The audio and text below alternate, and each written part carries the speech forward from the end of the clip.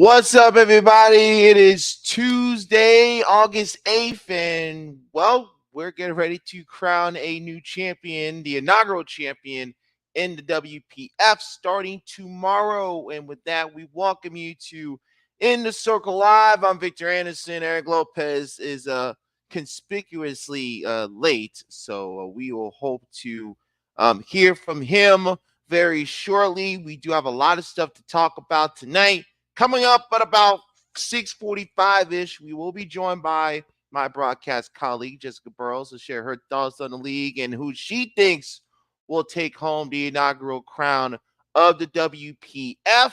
Plus, we're going to preview both of the series in the WPF with Texas taking on the Smash the Sports Vipers and the Oklahoma City Spark taking on the USSSA Pride. Now, of course, follow us on social media wherever you get your also wherever you get your favorite podcast. Now, the schedule for the WPF best 2 out of 3 series. So the action will start tomorrow night. Oklahoma City versus USSSA at 6 o'clock, and then Texas will take on Smash the Sports at 8:30 or 30 minutes after the first game concludes, whichever time is later. They will flip the schedule Thursday with Texas taking on the Vipers at 6, and then Oklahoma City taking on USSSA at 8:30. And then if the third games are necessary for both series, they will revert back to the original schedule tomorrow, where it'll be Oklahoma City USSSA and Texas versus Smash the Sports. If only one series needs to go to full 3 games, then that third and decisive game will be played at 8:30 Eastern time. And then you see the schedule. The championship series will start Saturday evening, Saturday, Sunday, and then Monday, if necessary, for the game 3. All 3 games will be played at 8 o'clock Eastern time, 7 o'clock Central time. We're still waiting to hear and get Eric Lopez on the line. Trying to message him as we speak. I tell him 6:30, and Eric's like, now Eric's been doing a lot of stuff, so he's probably his head's still rattling from all the realignment news that we've been having going on recently. So, which, by the way, you can listen to on our latest episode of In the Circle. Eric and I go in depth about what led to the realignment, what the impacts will be for softball in terms of how the Big 12 will look, how the Big 10, quote unquote, the Big 10 with 18 teams, the Big 12 with 16 teams, and all that other good stuff. So we shall see what happens with that. Now, one thing we do want to note, the WPF will be having their championship awards announced tonight at 9 o'clock Eastern, 8 o'clock Central. So we won't talk about that obviously here, since we're going on a few hours before that, but we may do a little bit something special with the awards on our next episode when we recap the WPF, presuming again if the championship is decided on that Sunday. If it's decided on a Monday, hey, who knows? We may go live again on the next episode. So we shall talk about that. A couple of quick notes before we get rolling here. Oklahoma made it official today, adding Kelly Maxwell for 2024. We are working to get Janie Carlson from the Oklahoman to join us for a future episode to share her thoughts about Kelly Maxwell, that impact on Bedlam, and what it will mean, especially with Oklahoma going to the SEC in 2025. Also, we're going to work on having Chris Plank, the voice of the Sooners, with his thoughts. He is currently enjoying a well-earned vacation, so we will talk to him when he's properly tanned and ready to resume his multitude of activities with the Sooner Sports Network when he turns back. That'll be on a future podcast, so be on the lookout for that. And also, we will be trying to get Alex Powers. We hope to have Alex on our special tonight, but the schedule, we weren't really able to work it out with Alex. She's getting everything set up to be a part of the broadcast for the WPF playoffs tomorrow. So we weren't able to get in touch with Alex, but we will certainly try and have her on during a future episode to wrap up the inaugural season of the WPF. And there he is, ladies and gentlemen. Better late than never. He's probably in preparation of what we're going to be talking about today. Here he is, ladies and gentlemen. One and only Eric Lopez. Elo, how are you on a Tuesday evening? Doing all right. Sorry for the delay, but real life stuff pops up in the off season. You got to Yeah, take care of it. So yeah, yeah, I yeah. really had no control over this. So Hey, um, life so happens. Life life happens. happens. That's a good word. Yep. Now we're gonna So get to the WP. We're gonna get to the WPF preview. In just a moment, we're gonna have Jessica Burrows join us in less than 10 minutes time. But there's a story that Eric and I kind of want to talk about, and we want to have a little ceremony, if you will. For those of you who know, Kevin Brown, friend of the podcast, previous guest on In the Circle, he was inauspiciously absent from Orioles games for the last few weeks. And articles in The Athletic came out early on Monday that advised the reason why was he was suspended by the Baltimore Orioles for what they felt was comments unbecoming. Now, you've seen the clip that led to the suspension and the multitude of support, the tweets, the messages that have been sent out, and various broadcasters sharing their thoughts on that. So, with us being friends of Kevin Brown and not so much components of people who do stupid things, Eric and I have come to a understanding, and we are going to rechristen a award, a very fitting award. Now, Eric, you gave me this look. Was there like some news you want to break before we go through this ceremony, sir, or no? no. Go ahead. Just go ahead. Okay. So, allow me to share with the folks at home and those of you watching our little spiel. If I can find it. Oh, there it is. This is what happens when you do something live, ladies and gentlemen. All right, here we go. So, and I shall read it. On July 24th, the ownership of the Baltimore Orioles made a bad faith decision in their suspension of guest and friend of the podcast, Kevin Brown, for simply doing his job as a play-by-play announcer. Peter and John Angelos have unjustly and unfairly punished an announcer for praising the team for how far they have come in their successes this season. Henceforth, the Angelos family yet another decision which proves their pettiness and overall incompetence to run an organization. Furthermore, in that spirit and pettiness, we at In the Circle have to acknowledge the overall stupidity, shallowness, and incompetence displayed by these two gentlemen that overshadows the best story going on in sports. In the Circle takes great pride in calling out those who say and or do things that are in poor taste and lacking common sense. Therefore, by the power invested in us and with the blessing of Birdland, along with his fellow colleagues, friends, and softball fans throughout the world, we here at In the Circle on this day, the 8th of August, 2023, henceforth and forevermore, will now refer our Jackass of the Week as the recipient of the Peter and John Angelos Jackass Award. So it is said, so it is written, so it shall be done for here to perpetuity. Your thoughts, sir? Not much to add to that. Kevin Brown will be back apparently on the Orioles broadcast Friday. Isn't it After funny that they have him returning back on a West Coast trip when they're playing in Seattle? the whole thing's absurd. That's why the Orioles management is what it is. So it's been cool to see, though, him getting the support across baseball and across the sports media landscape over the last 24 hours. So he didn't do anything wrong.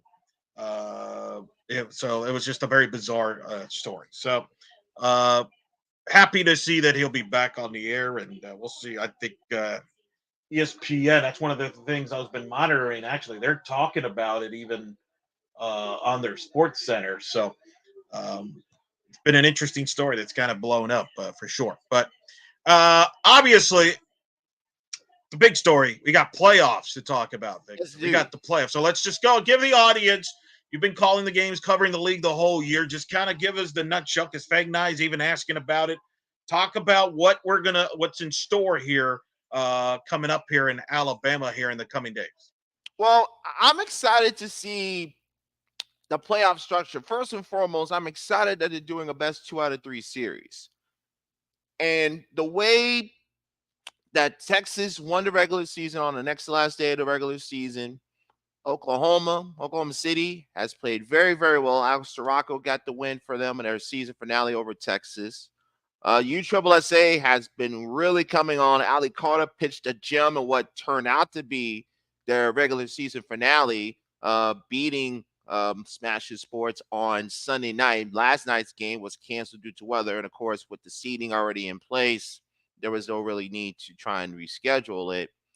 And Smasher Sports, now I understand that their record has not been up to par for the year, but they are a very scrappy team. They are going to play you to the final out, to the final strike.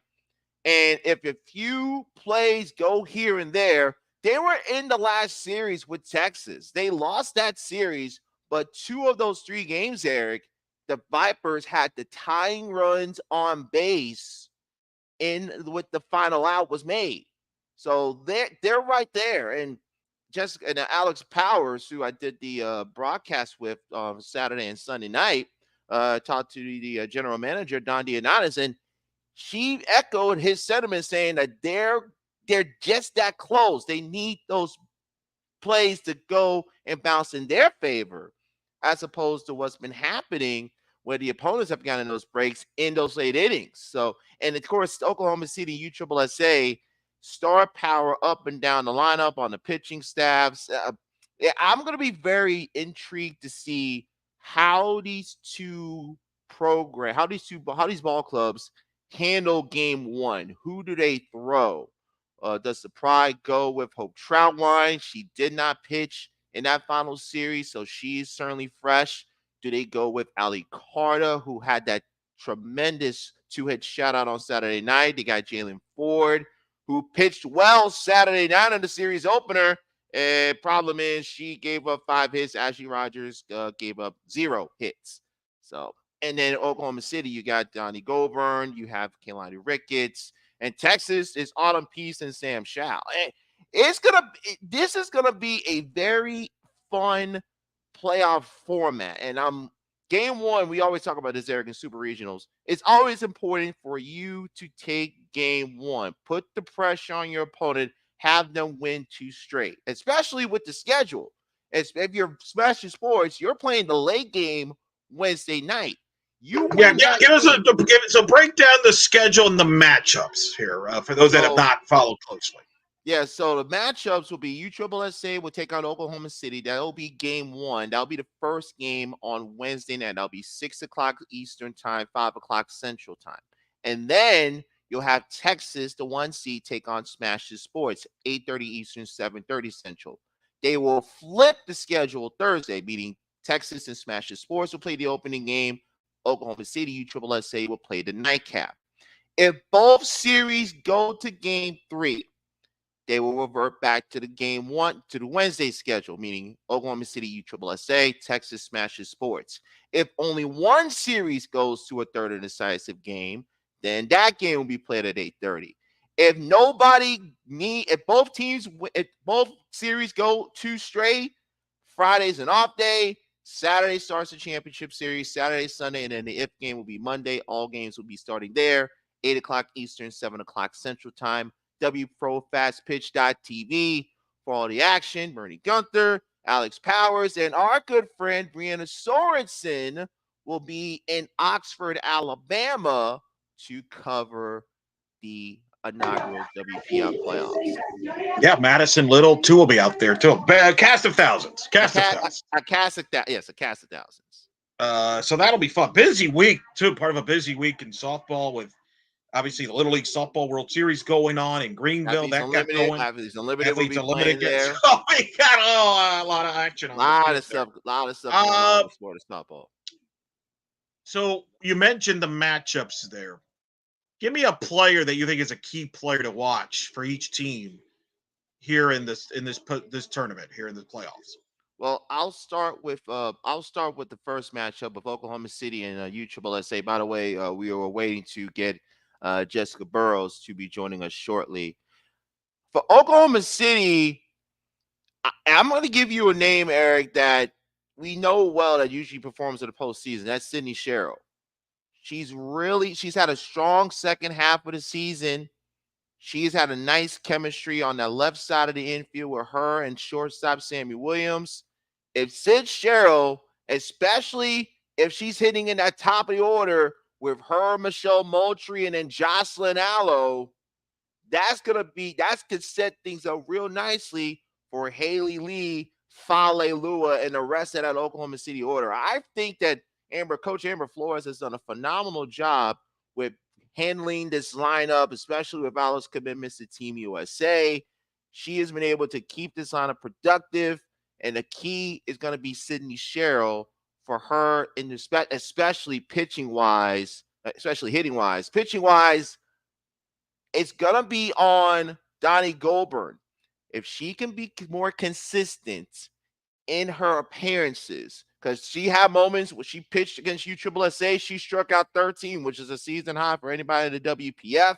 She also has some moments where she lost some control. Remember that night, Eric, where Oklahoma City led the Smashing Sports 8-0, lost that game in extra innings, 11-9. So if Goldburn can be consistent at number 2 behind Kalani Ricketts, Oklahoma City will definitely have a strong case to take home the inaugural league title. That's okay. Who else on some of the other teams are you looking at player wise that you think could be a what? If this team wins the championship, it's because of this blank contributed big time. Well, let's go to USSSA, their opponents in the playoffs in the 2-3 matchup. I hope, and this is just me selfishly here, I hope that we can see one more great performance, great run from Shelby Penley. She's struggled this year in terms of her bat. Her glove has still been solid. How does Coach Kelly Kretschmann have Shelby Penley? She's been hitting near the bottom of the order. In fact, that Saturday game, she was in the flex position, didn't even have a chance to hit. So if you can have Shelby Penley come through with 1 or 2 critical at bats, getting a base hit, not going to run her in, getting on base, trying to turn things over the top of the order with Kayla Kowalik and Salin Rain Espinoza, all of a sudden, that has been a very potent 1-2 combination. Kayla Kowalik has led the WPF in stolen bases in the season. Salin Rain Espinoza has just been hitting the ball consistently ever since she signed with the Pride after that midseason break. If Penley can get a couple of hits for them to set things up for the rest of that lineup, the names are there. The hitting hasn't been so much. They can get themselves, if they can get enough run support for that pitching, which has been lights out. Allie Carter, I referenced her performance Saturday night, 2-hit shutout versus the Vipers. Jalen Ford, Hope Troutwine. That's a nice 1-2. That's a nice 3-headed monster there. I think the Pride can definitely give Oklahoma City a run for their money with those bats. And they shut down those spark bats when they played in Peoria a few weeks ago. Oh, you're right about that. Now, again, for those who don't know, the playoffs will begin on Wednesday. The championship series could start either Friday or Saturday. No, the championship series will start Saturday, no matter what. No matter what, and we'll conclude. It will conclude at the latest on Monday night.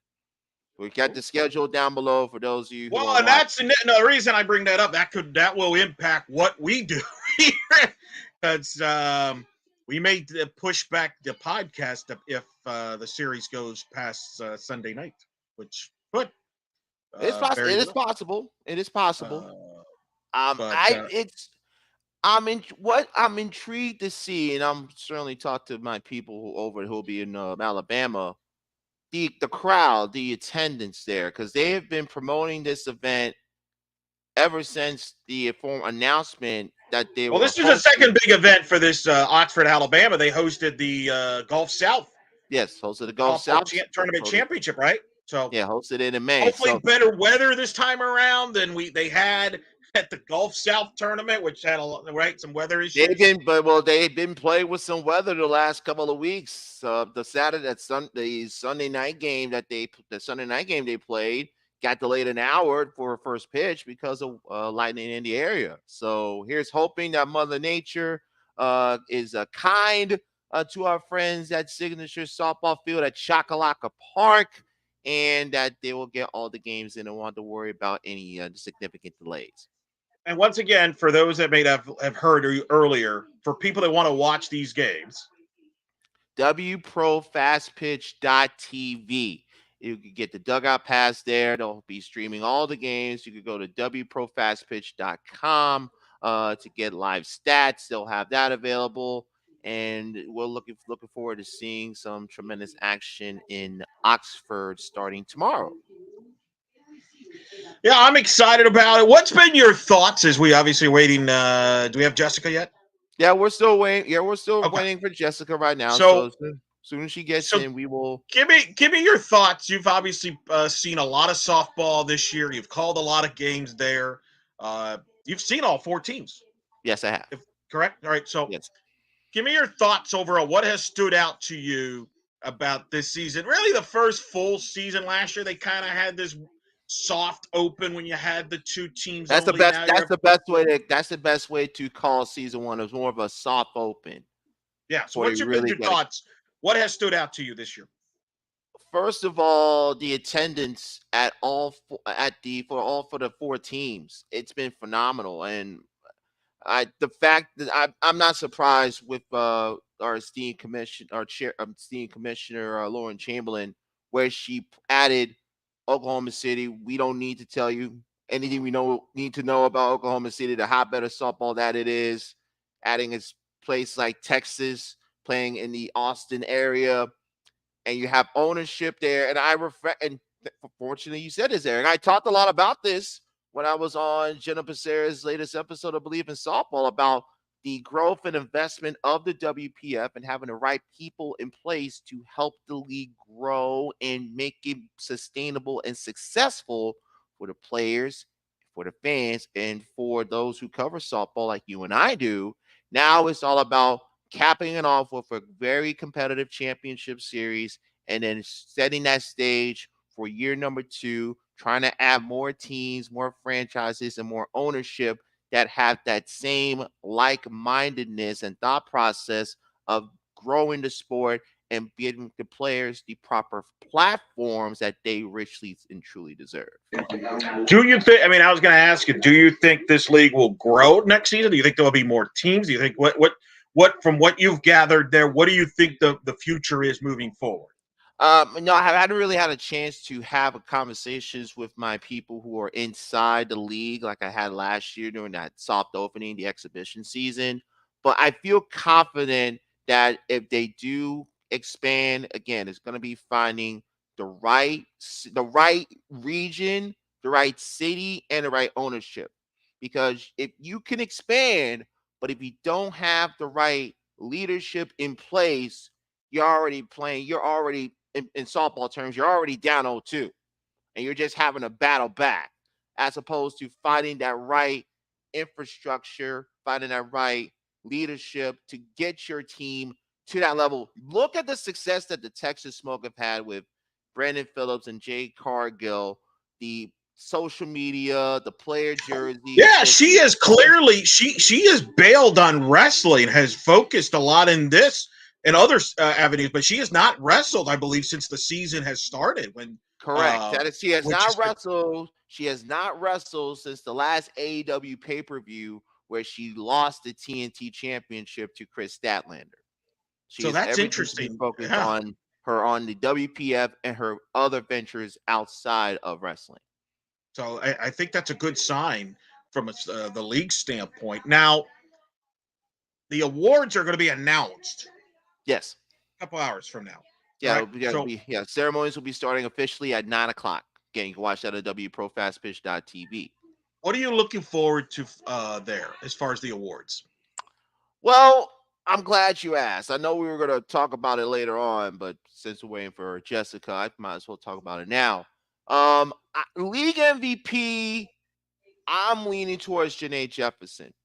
Leads the league in batting average, on base percentage, on base plus slugging, hits, runs scored, She has been phenomenal for Texas. She has been what the Texas Smoke have wanted her to be. That franchise player that's set to, that Tori Tyson, whenever she writes out that lineup, she's going to put number one in the one slot, number two, Jefferson, second base. That is a lock.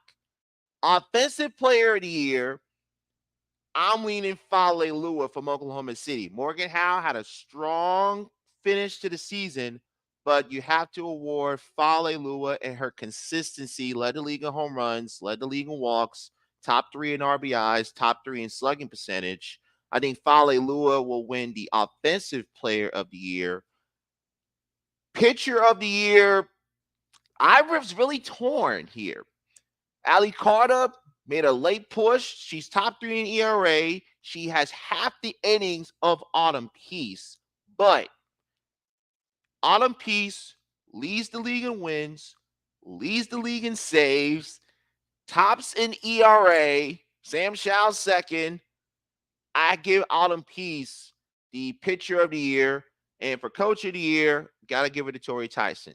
What she's been able to do with that Texas lineup, had a couple players go down with injury. Matt had to put in Maddie Grimm at shortstop for the bulk of the season. The team has never fallen off. Eric, your microphone was muted, so I couldn't hear what you said. No, that's it. Maddie Grimm is our old friend. Yes.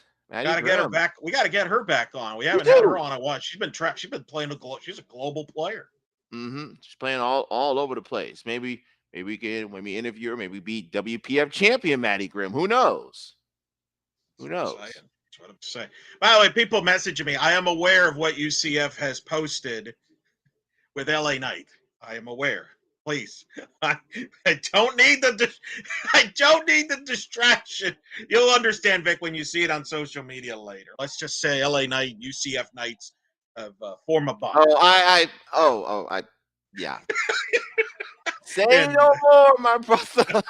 Say no more. Say no more. All right. So,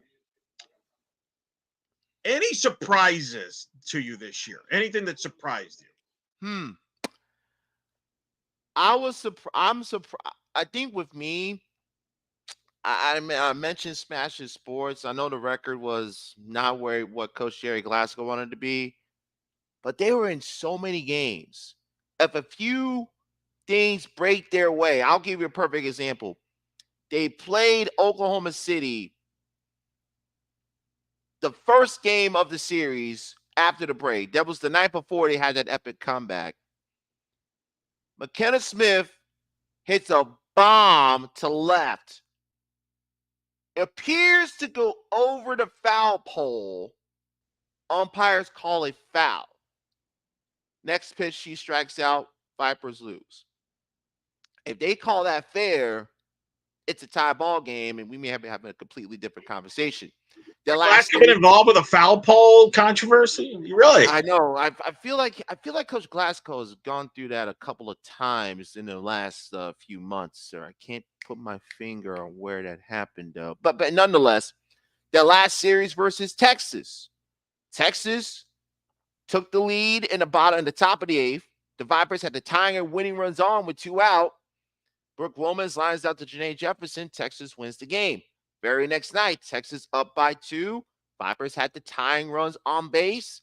Ground ball ends the game. If the Vipers win either one or both of those games, Oklahoma City's the 1 seed. They're playing the Vipers, and Texas has to play USSSA in the 2-3 matchup. And another thing, Eric, I do want to bring up. Obviously, it didn't mean much in the grand scheme of things.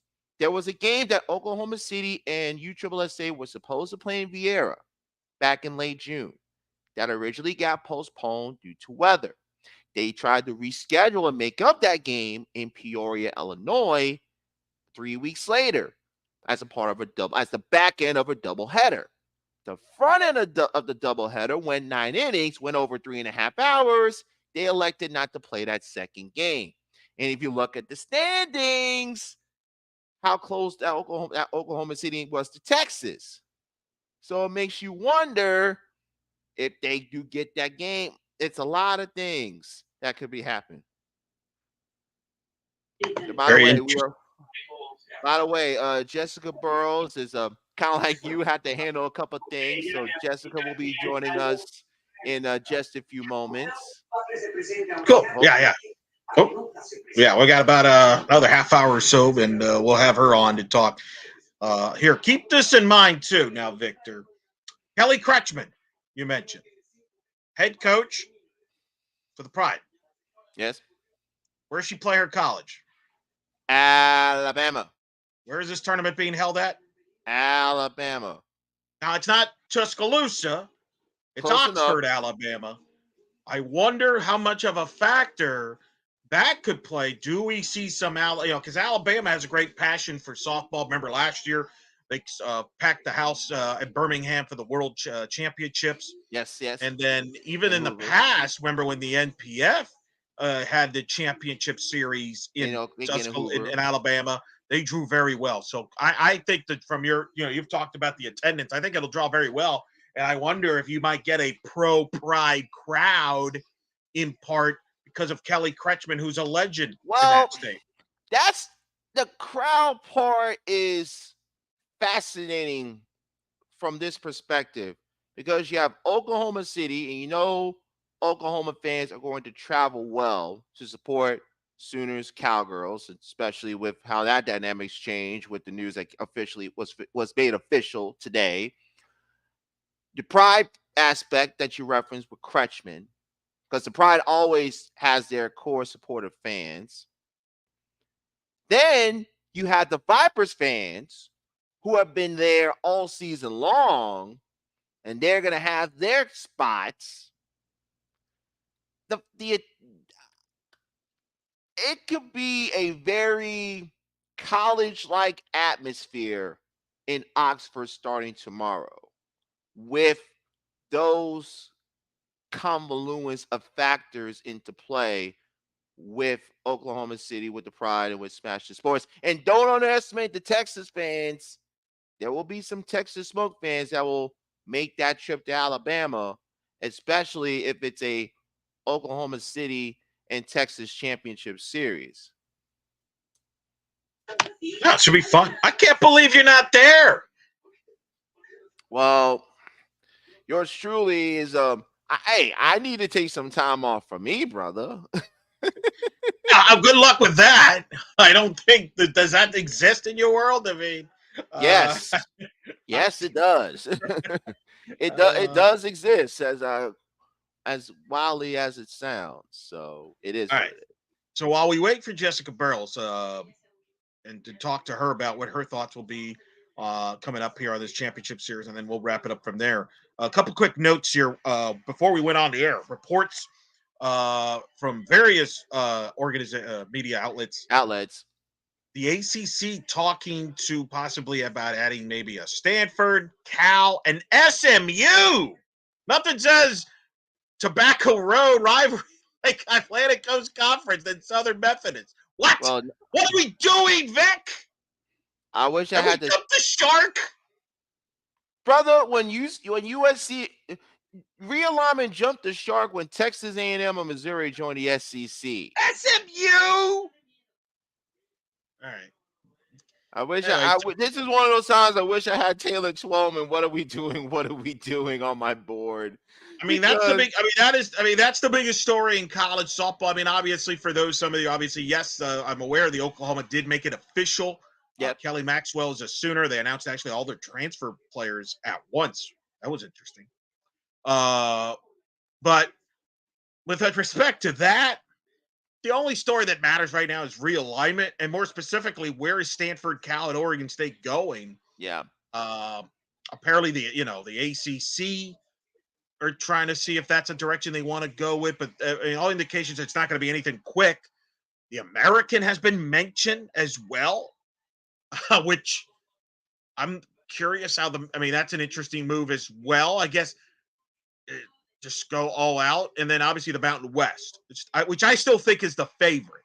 I think if you ask me how this is going to play out, I think Stanford, Cal, and Oregon State, at least for the Olympic sport, for softball, I don't give a bleep what happens to football personally. No, seriously, I really don't. I'm sick of football. So No, the with all same, due respect to you, which Victor, means who there is no, played which means football. there is no respect due. Well, no, you played football. You are a football commentator. You will be football commentating this fall. Details down later. Details still fluid as of our live stream at But 7:05 on a Tuesday night. I am so sick. If I hear one more person like, man, but look at the great football game is going to take. I don't give a bleep. I don't care that Oregon's playing Ohio State and foot. I don't give a care. I'm not staying up to watch Illinois play Washington. I don't care. So you Shut saying up. so you saying Rutgers and Oregon ain't gonna do it for you?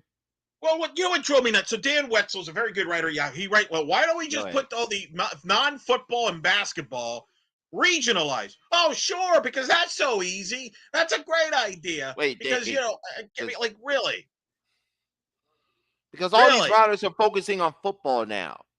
They're the blame. They're part of the problem. People have made football to be this big thing that not bigger than it should be. Yep.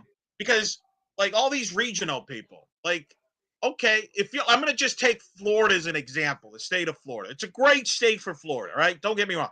You're telling me Florida would be excited that instead of playing in the SEC, you're playing the everybody in state in Florida or Florida State or UCF? How the hell is that good?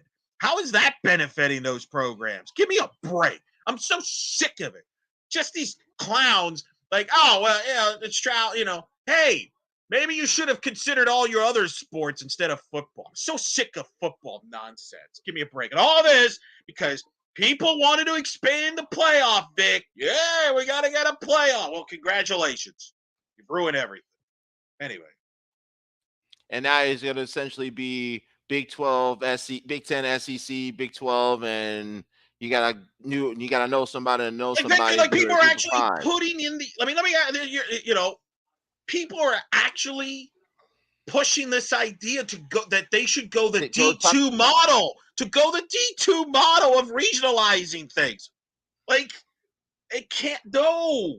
Like that's going to hurt Division I more than it. But they don't care. No, you're right. But that's the key. This is showing the true underlying priorities of these writers, of these presidents, of these ADs, these board of directors, these board of regents. Everything else, be darned, football, and then we'll worry about the other sports if and when we have to. Yeah, that's a problem. But like I said on Monday, all of y'all, y'all happy getting $35-40 million and $35-40 million a year TV money. The best your program is going to do is go 7-5 and go to the Sun Bowl on New Year's Eve and spend it in El Paso, Texas.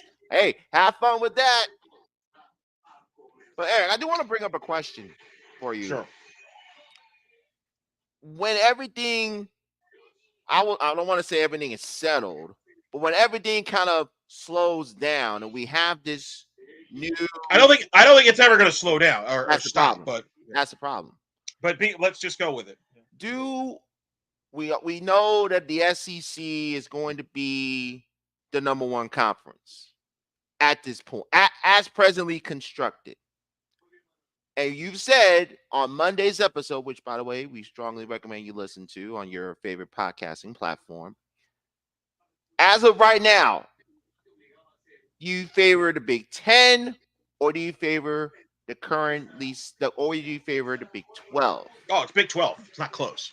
I think there's a lot of questions. Like I said on the Monday episode with the Big 10 middle pack, bottom. Like I think UCLA, Washington, Oregon will run roughshod over a lot of the teams in the Big 10.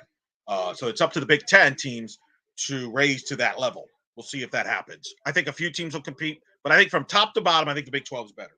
So you think there's more depth in the Big 12 than in the Big 10. Now, and I'll say this. This is the other thing that I think I'm going to give Mike Rooney credit. Mike Rooney's a college baseball analyst. Great commentator. D1 baseball. Because obviously baseball's got the same problem that we do. So this is not just a softball topic. But he gave a great idea. because everybody's talking about, the travel and all that. And he made a good suggestion, especially when it comes to the Big Ten. Be creative. Rutgers shouldn't necessarily have to go to Minnesota. Why don't you come up with maybe, for example, one weekend you get 4 teams to play in one location? And remember Vic, during COVID when the Big Ten went to Leesburg and played a bunch of conference games? Yes. Why couldn't you do something like that to kind of help with the travel a little bit? I'm not saying you do go to everybody go to Leesburg. I'm just saying you can be creative. Don't just we got to play that, because you're not going to have a balanced schedule anyway. No, you're not. The other thing that as these leagues get larger, the regular season conference championship gets diluted. Oh, so, very much so. And we need to remember that. You can make an argument that some of these leagues' regular season championships are diluted already. Look at the SEC. You don't play when you run into conferences, when conferences don't have a true round robin where everybody plays everybody on your schedule, then people are going to say so-and-so finished 4th in the SEC, but if you look at the schedule, they're playing like the bottom half of the conference, and they don't play in Arkansas and LSU or Tennessee, where a team like LSU, on the other hand, they're playing Texas A&M, Tennessee, Florida, Georgia.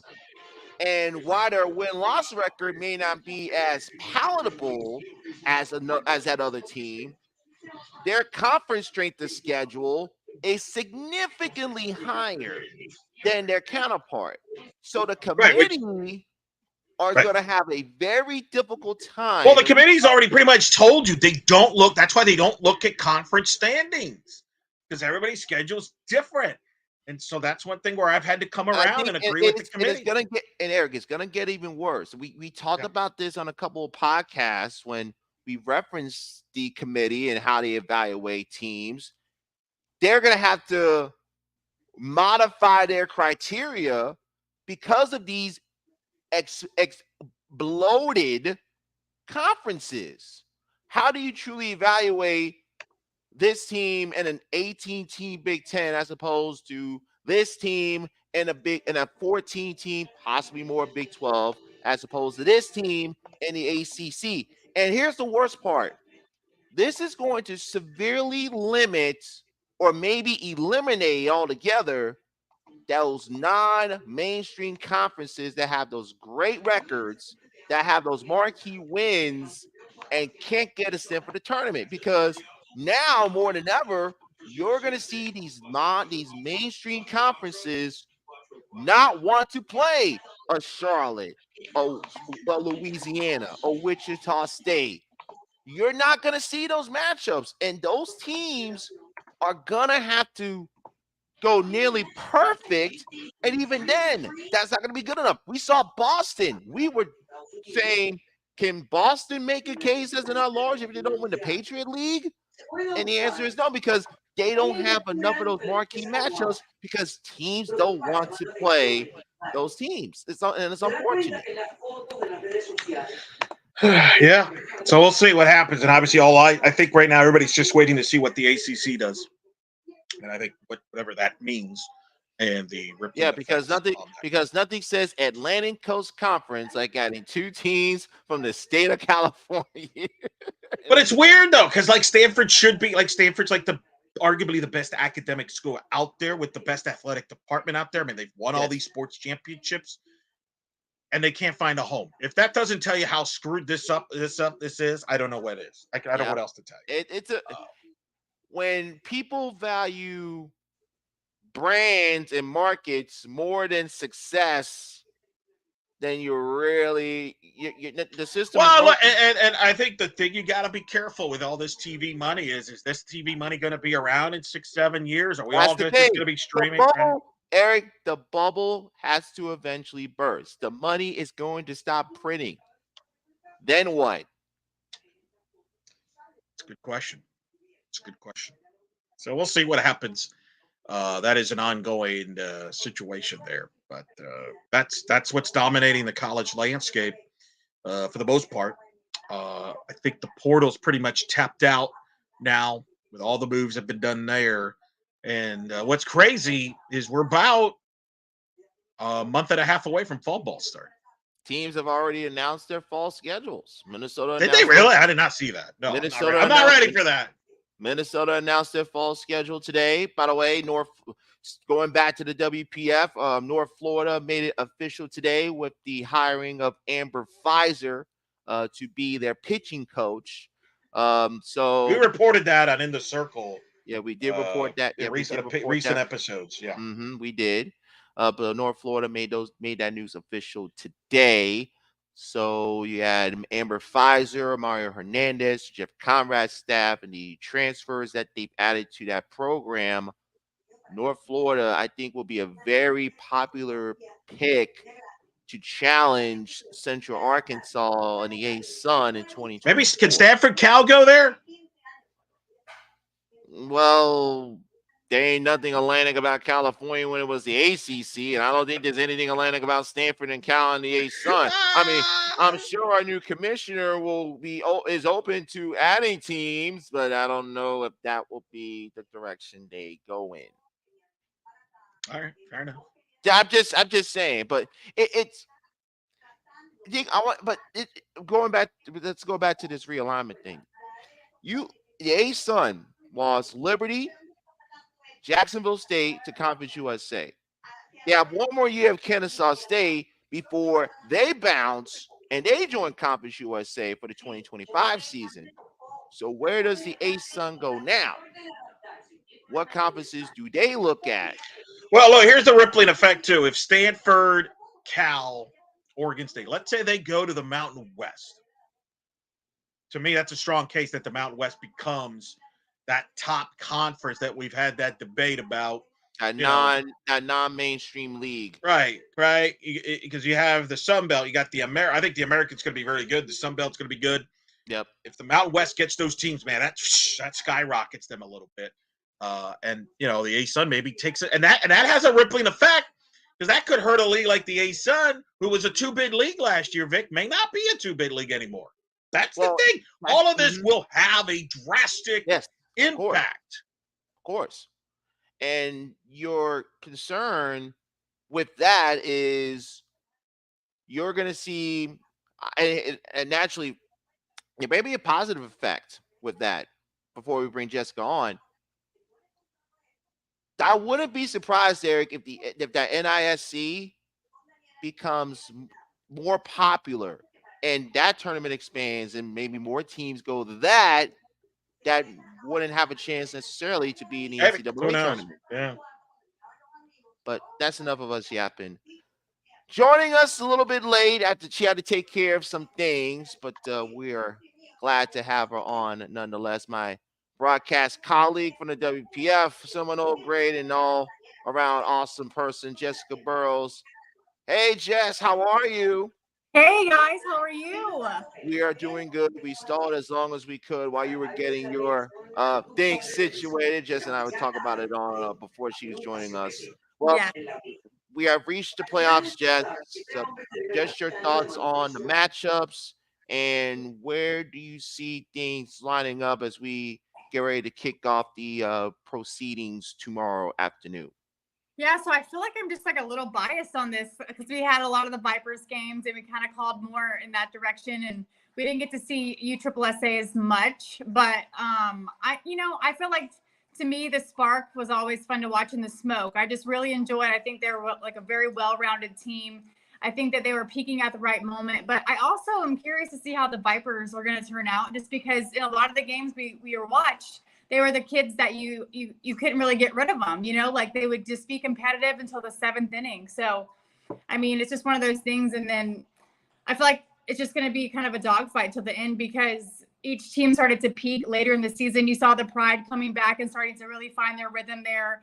And then, I mean, I don't know. I just feel like it's going to be one of those things where every single team the bats started to catch on and we're kind of getting on fire there. And then the pitching in the circle and everything was starting to kind of come together, especially for the USSSA and also the Vipers who maybe had a little bit of a slower start. So I am kind of curious about, where everything's going to end up. Yeah, you mentioned the Vipers, Jess, and I saw Ashley Rogers throw that no hitter Saturday versus the Pride and really shut them down. If she pitches like that against Texas, because I'm assuming she's going to get the ball in game one, do the Vipers have a real shot to shock the smoke and go to the championship finals?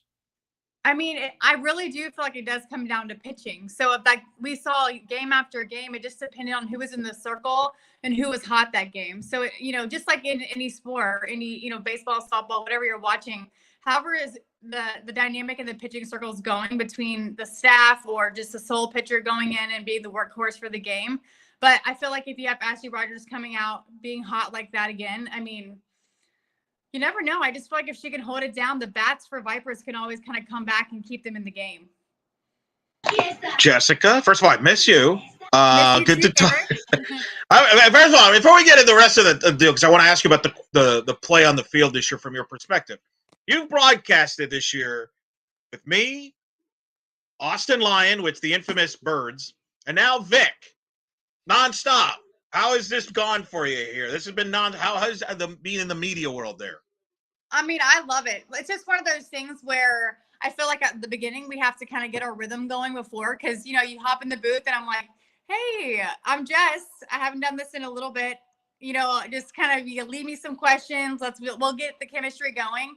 But I feel like as the games go on, just like with anything, it got a lot easier. So you kind of develop that kind of like 1-2 punch with each other. And so I feel like it was one of those things where I kind of had to learn how to Victor, and after a few games we started flowing pretty nicely. So I've enjoyed it so much, and I feel like it's given me a lot of perspective on this side of the game rather than being on the field, obviously. I know. I feel like I'm sharing you and Al, with Victor now. Like I feel like it's a share like custody or something going on. You have to. You got to let us spread our wings and try different people. But No, I mean, I'm excited. Again, like each time I've gone with Victor and each time I've caught a game with you, I just feel like it's just it gives me a little bit of a different perspective on ways that I can call the game better and make myself better as in the broadcast booth. So I was really scared you were about to ask me which one I liked better, and I was gonna say, Eric, you can't ask that kind of question. But so I'm glad you didn't go there with that. Because Eric is the kind of person. I was just concerned, like, do I have to worry, like, if we broadcast next spring, are you gonna call me Victor by accident? Like, is that like? I think I actually said Eric one time to Victor, but I'm not sure if we caught that. It was early on. I don't think. All right, so I was like, oh, sorry. So, Hey, no, but anytime- just that's fine. That's I'll take that. okay. I'll take that. Anytime she can confuse me for a Golden Mike nominee, I will be is true. happily to take that 40 and slip every now and again. Eric asked me this question, Jess, and I'll let you answer this. Your thoughts on just the overall play of the league and what you've seen from a former player perspective as we get ready to wrap up year one and progress forward into year number 2. Yeah. So, just going back to whenever I played in the NPF, now WPF, but it was just, there was a lot of different, changes as the season. Sorry, 1 second. And dogs. Dogs here, yeah. Oh, living together. There you go. She was just saying, hey, she was wanting, she was having FOMO, but Okay. I feel like there was just a lot of like different changes. So whenever I first started in the NPF, there was more teams in the league. It was more competitive. And then we kind of changed directions into being a little bit more international, getting the teams ready for the Olympics. And so now I'm excited to kind of see, the women's professional softball kind of go back in that direction of, having the competitive league. There's going to be championships. We're going to kind of work towards that because it gives the girls a goal. It gives them something that they're, being competitive for. And I felt like that was coming out in their play this season. They were getting excited. I saw the passion back in the game. And that's something that excited me a little bit because I know that in women's professional softball, sometimes we're so caught up and we're building something for the young athletes coming up behind us. We want to make sure we can grow this league and make it something really great. So I felt like this year, it was just like you saw a little bit of, spark coming back into these athletes, and they're getting excited to go into championships. They're working towards something as a team rather than maybe, kind of traveling around and getting the teams back into, in shape for the Olympics, or, just previous places where the league had been. So I don't know. I just really was excited for this year. And I think it's kind of going in a really good direction. Where do you feel in a way they're kind of ahead of schedule as far as, play? Because you've experienced it all at every level. You've played in even Athletes Unlimited. You've played in the NPF. You were the number one pick. Do you feel that the play is even more advanced than it was, say, when the NPF was in their early stages, just because they were trying to figure things out? WPF, they're kind of have an idea. Lauren Chamberlain, obviously, in charge. What's been your thoughts from that standpoint, just the overall level of talent and play on the field combined there from the WPF this year? Yeah, no, I think that we have had the growing moments. I feel like they learned from the NPF. They learned of stuff that they could adjust and make better as they moved into the WPF. And there's always going to be stuff that you take away from previous, ventures, I guess you could say, that people are trying to build, they're trying to grow, what was good, what was bad. So I do feel like the WPF kind of started off stronger because they had that experience, have been there, done that. Lauren Chamberlain played in the NPF. He knew. I do believe that they are already ahead of the game because they learned and they grew, and then they made something even better that they knew that maybe they were lacking in the past. One thing I do want to ask you, Jess, before we get you the real question in terms of who you got to win it all, what do you want to see from this league going into year 2 to make the league continue that upward momentum that they've had with a successful first season of regular season action? Yeah, so there's like little things. I feel like we are doing a lot of things right. So I love the fact that we are establishing home bases for this team and getting that fan base established. I think that's already a foot in the right direction. And then, I also feel like, the live streams have been more consistent, but if we can kind of get that platform to grow more so we can capture more of an audience, I mean, we're doing so many things right. We're growing in the sense of having these camps, getting the fan base, letting people kind of get to know the WPF. I feel the following is there, but I think it's kind of also too, just tying into the college, the girls that are coming from college, coming into the WPF, they have to really market that and use their platforms to draw attention to the WPF. So maybe just get that marketing going a little bit stronger for these college athletes that are coming in that have a really big following, because that's when you're going to get those fan bases to follow into the WPF because they're watching their favorite players. And I feel like the Spark has a really good fan base there in Oklahoma because they have a lot of the Oklahoma players that have come there. And so, like, to me, that's kind of the idea, is really kind of follow that and growing that. But also, too, I mean, I would love to see these games grow. And, I know I love the live stream, but just personally, that's something I've said for a long time. I know, it's really hard to get those contracts and stuff, but really work towards kind of moving in the direction of trying to get back on some kind of, TV platform, something like that, we can kind of move in that direction. I know it takes years to establish that. I've seen that. I've heard about it. I've talked with, plenty of people that are trying to move it in that direction, but let's get Victor and I, let's call some games on TV. Let's get there you go. Yeah, let's move it on. Yeah, I think that would get a 3-person booth. Vic play-by-play, you and Alex, and I've told both of you got to do that at some point where you two are in the same booth. Like, I feel Alex like and I have talked about that too. I think that will likely happen at a UCF game before I get an opportunity. No. See, I think those two are going to do it at the Florida State game.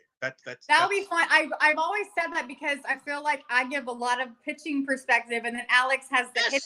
I mean, I agree. Yeah, the hitting's I can try to like dabble in giving a little bit of hitting perspective, but I don't really have a lot of merit. I mean, I pitched only. People are kind of like, "What are you talking about, Jess?" But and I kind of try to stay in my lane, and so I feel like that'd be cool to have Alex and myself, because we can really kind of double on that perspective of. Maybe let's make this happen. 3-person booth. I hope you're watching and taking notes. Well, and then in the summer, and then Vic calls it in the summer. Mm-hmm. There you go. That works. All right, Jess. The moment of truth. Who do you got playing in the finals, and who do you have winning the inaugural WPF title? All right. So I have to bring U-Trip in there because USSSA, that's who I played for. That's my team, USSSA pride, and I think the smoke. And who you got winning it? Yeah. Ugh. I feel like I should say USSSA just out of like loyalty to my girls, but Do you still have your jerseys? some of them I think I've given quite a few away. So I feel like I've had them auctioned off or given them away and stuff like that. So I have to kind of dig and see if I have anything. Well, don't forget your friendly broadcasters, Okay, Victor and I. We'll take some jerseys anytime. If I dig some up, yeah, I'll give some. I know one of them was over at, I can't remember. I think one was hanging out with Steph Best with Pro Swings. I think I'd give that doesn't surprise me. Yeah, there's a lot of jerseys hanging there. Yeah, and then I'd given a few to Coach Alameda at Florida State to auction off with the booster. I'll have to dig a little bit. If I find one, you guys are my first one. But love it. For my winner. Yes. I just really thought the smoke was clicking. I think they're gonna win. Which players have impressed you watching them play? Which players? Yeah, so I feel like with the smoke, I just feel like it wasn't technically one person on the team. It was more of how they played together. So they had, the pitching circle. They had, just dominant pitching all the time. And then I just feel like they had the good mix of slappers. They had a good mix of power, and their lineup was just consistently stacked. And no matter where they were, I feel like someone was coming in and peaking at the right moment. Like you had Morgan Howe after the break came in, was being hot. You just had people clicking at the right time. I don't know. It just wasn't like the standout performances. I just feel like I like the way that team plays together. They have the chemistry. You can watch them play. They have so much fun together, and they consistently just kind of pass the bat and play the game, the small stuff really well. And I think that's what wins in the WPF. It's going to be fun. It's going to be fun. Obviously, I feel like the spark's going to be in there too, but I have to, it's going to be tight. I understand. Well, Jessica, it's been a pleasure. It's thanks for tolerating both of us. You definitely deserve a vacation. Well, I appreciate both of you guys. You guys have been awesome on my new venture into broadcasting. All right, Jess. We're glad to be a part of it. All right. Bye, guys. Bye. Be safe. Jessica Barrels joining us. Yes. Here on the side show. There you go, Vic. You got jerseys possibly coming our way. Jerseys coming our way. Three-person broadcast. You could be the player right there, man. Can you handle running a three-person broadcast, Vic? Well, if I'm blessed enough to have the opportunity, I will worry about that in that particular point in time. But for this time, sir, the fans need to know who we have. So I will ask you first for your picks. I'm just going to go with the theme that it's been in softball. Go with Oklahoma. Can't go wrong with going with Oklahoma in softball, right? Yeah. Yep. Who do you have Oklahoma beating? I'm presuming you have them beating Texas. God, it feels like OU and Texas, right? Like Oklahoma, Texas. We had that national championship in the college level. Some would argue they started all this realignment. Yeah, Oklahoma, Texas. Although okay. I am rooting. See, the beauty of this, you call the Viper games. Yes. I am a fan of the Vipers. Obviously, Gianna Mancha's on the team. Obviously, I know a lot of nothing against everybody else. I am rooting for the Vipers.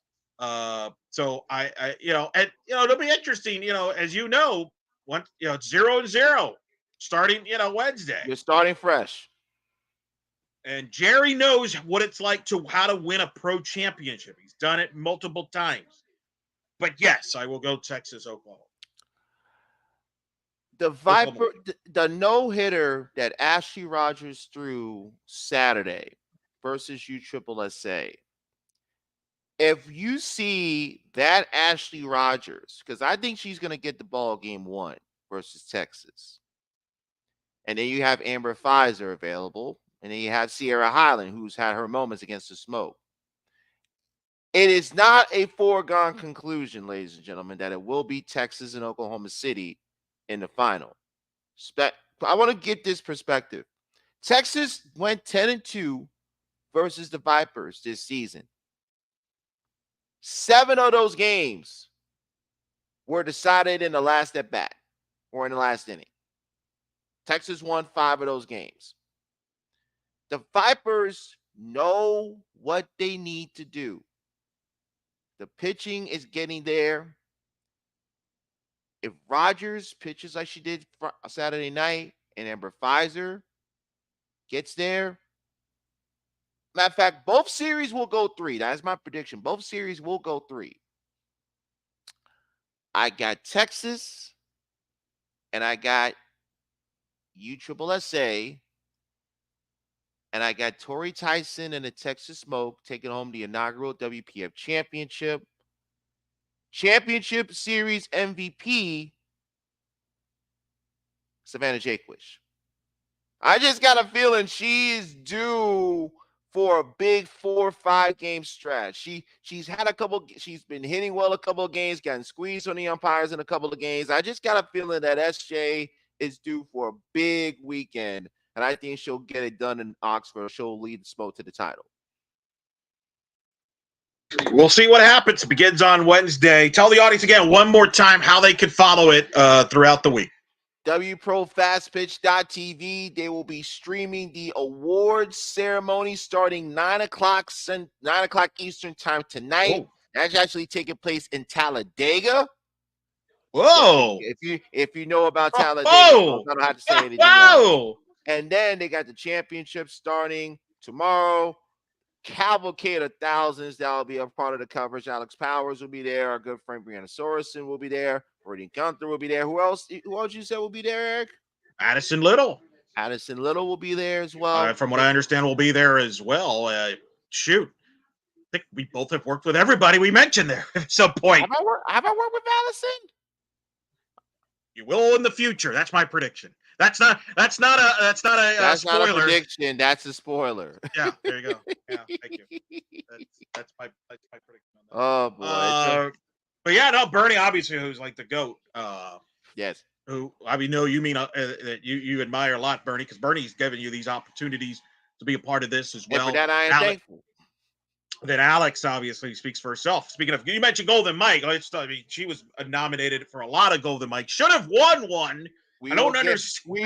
We will get to that, Eric, on our next episode.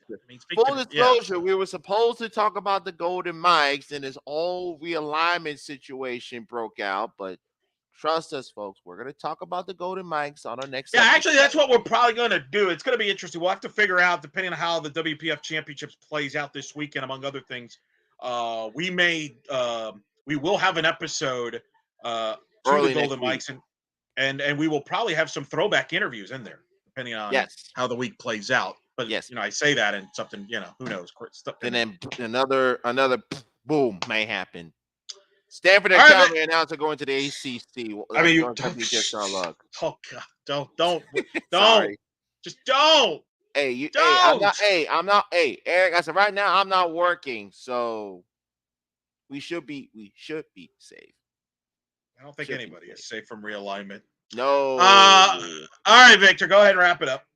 So thanks again to Jessica Burrows for joining us on this live edition of In the Circle. We appreciate all of you for tuning in with us. We know it's the off season, but we do the best we can to give you the content, the news, and the news makers. Coming up on a future episode, Chris Plank will be on a future episode when he comes back from vacation. Yeah. We will be looking to get Jenny Carlson, award-winning writer from the Oklahoman, to join us.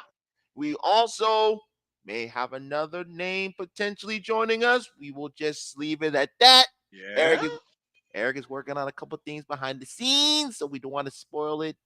Want to make sure that's all nice and tied up and ready to go. Just doing LA Night impressions right now. That's all I'm doing. Yeah.